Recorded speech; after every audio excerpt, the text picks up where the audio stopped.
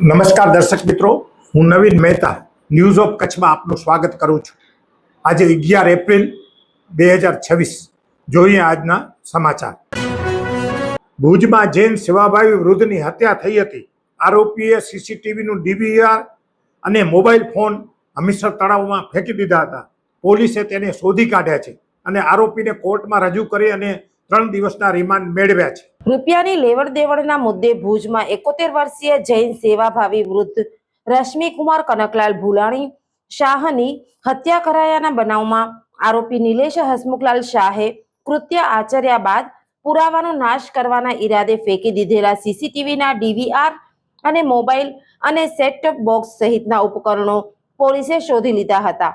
બીજી તરફ પોલીસે આરોપીને 5 દિવસના રિમાન્ડની માંગ સાથે ચીફ જ્યુડિશિયલ કોર્ટ સમક્ષ રજૂ કર્યા હતા। અદાલતે આરોપીના 3 દિવસના રિમાન્ડ મંજૂર કર્યા હતા।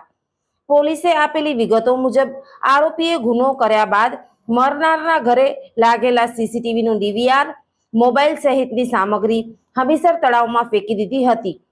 તે શુક્રવારે પોલીસે શોધી કાઢી હતી। ગુનો કર્યા બાદ આરોપીએ લોહીવાળા કપડાં સગે વગે કરી દીધા હોવાથી તે હજુ સુધી મળી આવ્યા નથી।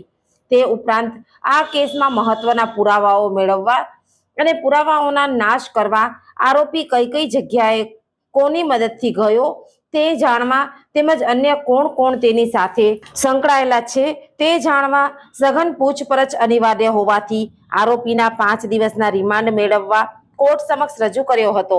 અદાલતે ગુનાની ગંભીરતા અને આરોપી દ્વારા જણાવાયેલી હકીકતોની સત્યતા તપાસવા 3 દિવસના રિમાન્ડ મંજૂર કર્યા હતા। આ કેસમાં સરકાર તરફે સરકારી વકીલ આર પ્રજાપતિએ દલીલો કરી હતી।